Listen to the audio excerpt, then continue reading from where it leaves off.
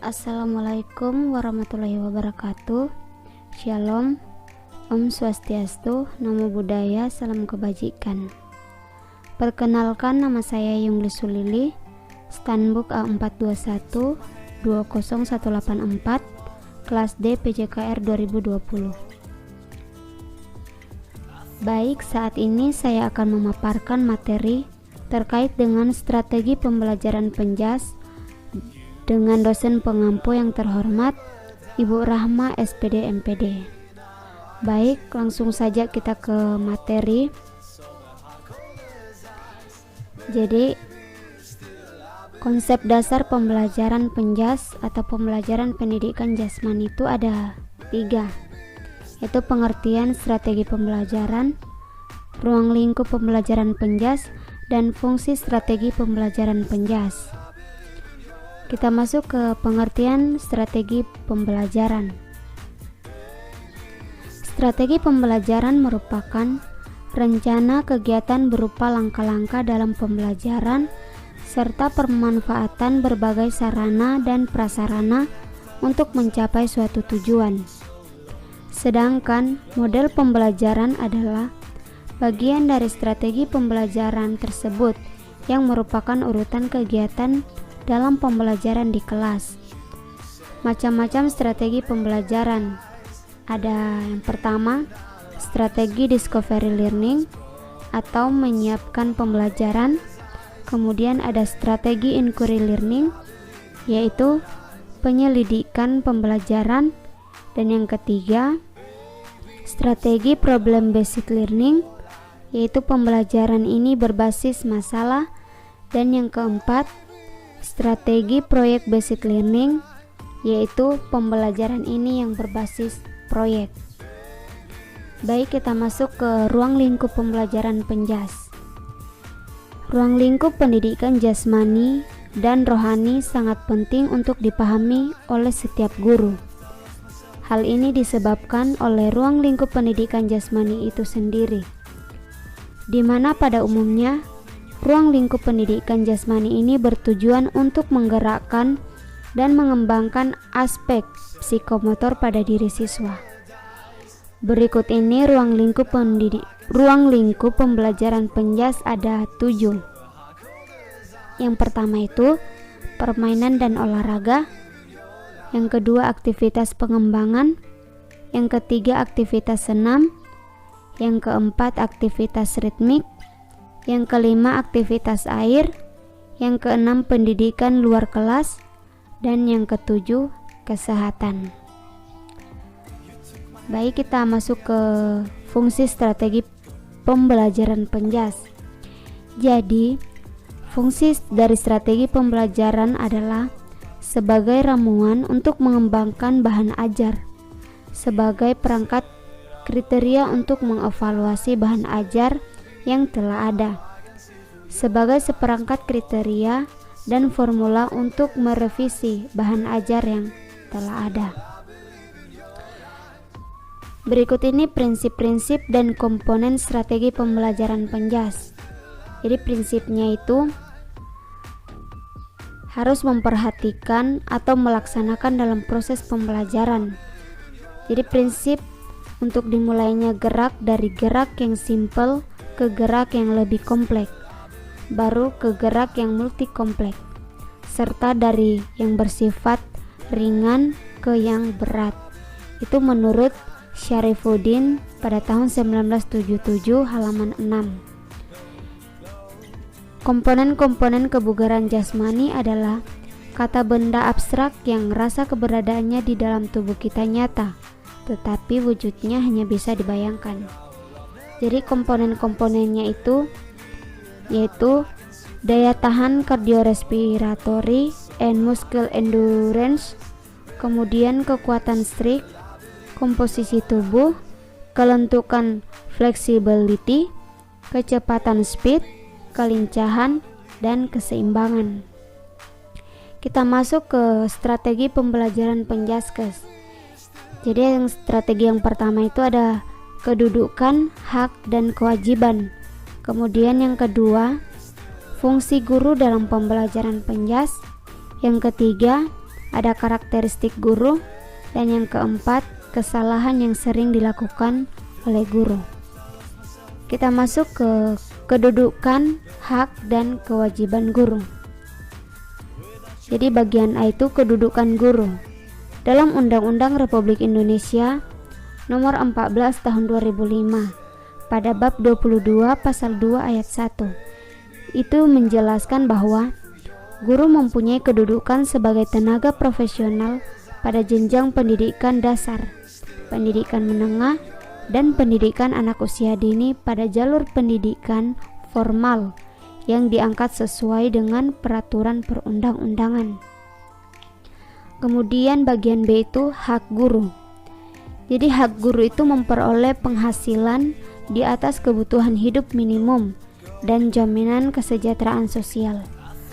Kemudian bagian C itu yaitu kewajiban guru.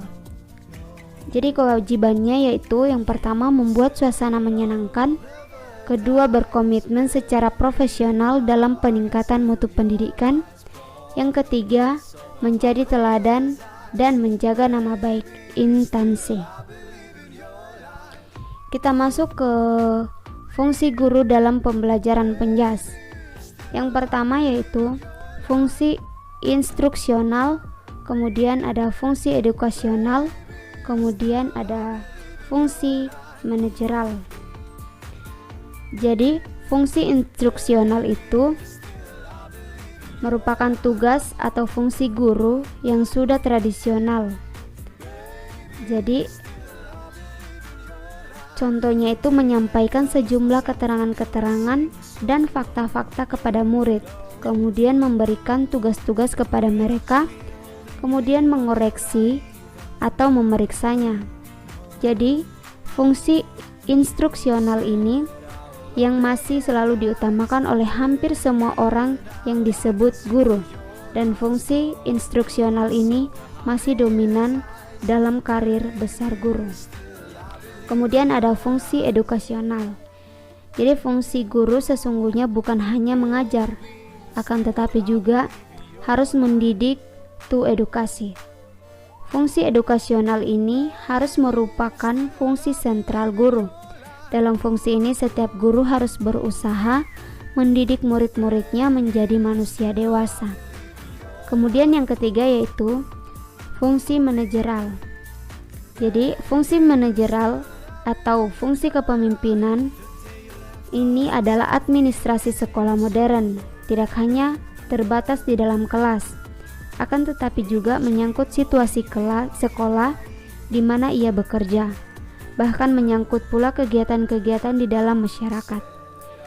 Jadi, manajemen pembelajaran untuk mewujudkan manajemen kelas di sekolah dasar, lingkup fisik yang menguntungkan dan memenuhi syarat dan mendukung peningkatan instansi pembelajaran siswa dan mempunyai pengaruh positif terhadap pencapaian tujuan pengajar.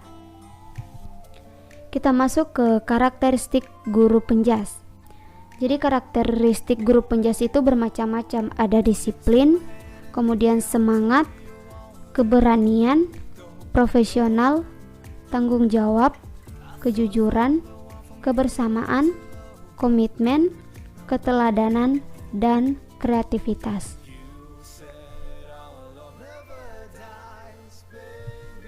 Ya, baik, di sini ada macam-macam kompetensi guru. Jadi kompetensi pertama yaitu kompetensi pedagogi, kemudian kompetensi profesional, ada kompetensi sosial, kemudian kompetensi kepribadian.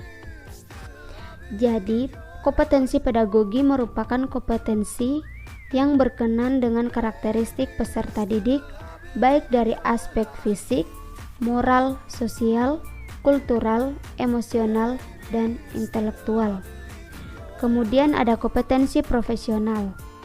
Kompetensi profesional merupakan kemampuan yang harus dimiliki seorang guru dalam hal perencanaan dan pelaksanaan kegiatan belajar. Kompetensi lain ini meliputi kemampuan dalam menguasai materi, konsep, dan pola pikir yang dapat menunjang kegiatan pembelajaran. Kemudian menguasai standar kompetensi atau kompetensi dasar dalam mata pelajaran, kemudian mengembangkan materi pembelajaran dengan kreatif dan memanfaatkan teknologi yang sesuai dengan perkembangan zaman. Kemudian ada kompetensi sosial. Sebagai seorang guru diharuskan untuk memiliki kompetensi sosial. Sebagai profesi keguruan sangat berhubungan erat dengan lingkungan masyarakat. Kompetensi sosial ini meliputi mampu bersikap objektif dan tidak diskriminatif pada siswa, guru, ataupun orang tua siswa. Kemudian mampu berkomunikasi secara efektif, empatik, dan santun, baik kepada sesama guru atau tenaga pendidik dan tenaga kependidikan, siswa dan juga orang tua siswa. Kemudian ada kompetensi kepribadian. Kompetensi kepribadian ini seorang guru yang meliputi bertindak sesuai norma agama, hukum, sosial, dan kebudayaan nasional, menampilkan kepribadian yang jujur dan berakhlak mulia yang dapat dijadikan teladan bagi orang banyak. Kemudian mampu menampilkan diri sebagai pribadi yang netral dan berwibawa.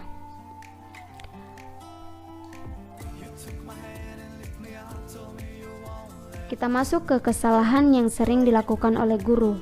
Jadi kesalahan itu meliputi tidak pernah menggunakan manajemen kelas, kemudian tidak rutin berkomunikasi dengan orang tua, kemudian tidak mempersiapkan bahan ajar dengan baik, kemudian tidak mengajar metode penilaian yang tepat, kemudian tidak mengenal murid secara personal, kemudian mengkritik murid di depan kelas, kemudian membawa masalah pribadi ke dalam kelas, kemudian tidak meluangkan waktu untuk evaluasi diri, dan yang terakhir itu tidak mengaplikasikan teknologi pendidikan. Baik, kita masuk ke strategi pembelajaran Penjaskes keterampilan mengajar guru dalam pembelajaran.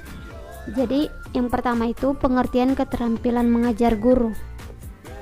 Keterampilan mengajar merupakan kemampuan dasar yang harus dimiliki, dikuasai, dan dikembangkan oleh seorang guru untuk mencapai tujuan pembelajaran.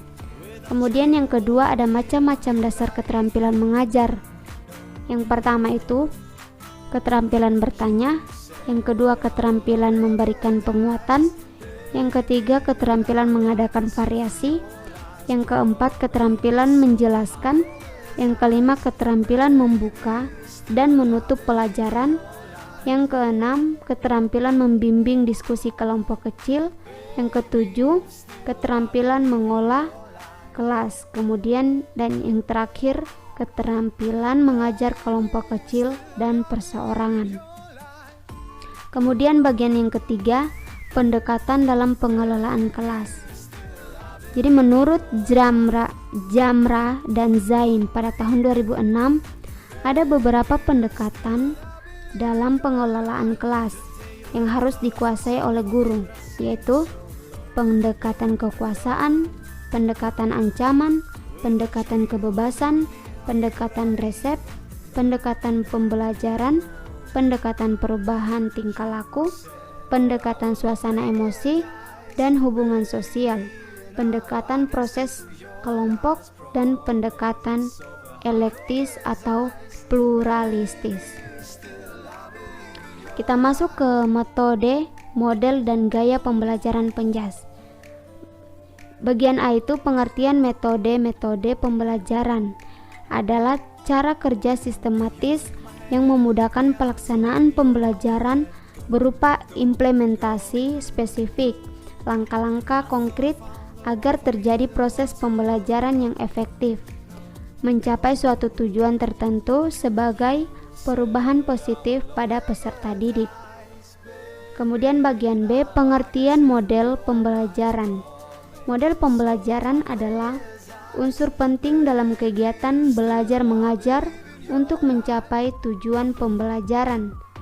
Model pembelajaran digunakan guru sebagai pedoman dalam merencanakan pembelajaran di kelas. Ada jenis-jenis model pembelajaran. Yang pertama itu model pembelajaran penemuan, kemudian model pembelajaran berbasis masalah, kemudian model pembelajaran kooperatif. Kita masuk ke jenis gaya mengajar dalam pembelajaran penjas, yaitu ada komando, latihan, timbal balik, evaluasi diri, inklusif, penemuan terpadu, penemuan konvergen, penemuan mandiri atau produksi, program rancangan individu, inisiasi siswa, melatih diri.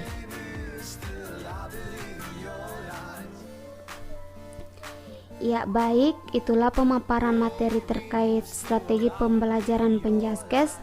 Jika ada kata-kata saya yang kurang berkenan, mohon dimaafkan dan saya akhiri. Wassalamualaikum warahmatullahi wabarakatuh. Shalom, Om Swastiastu, Namo Buddhaya, Salam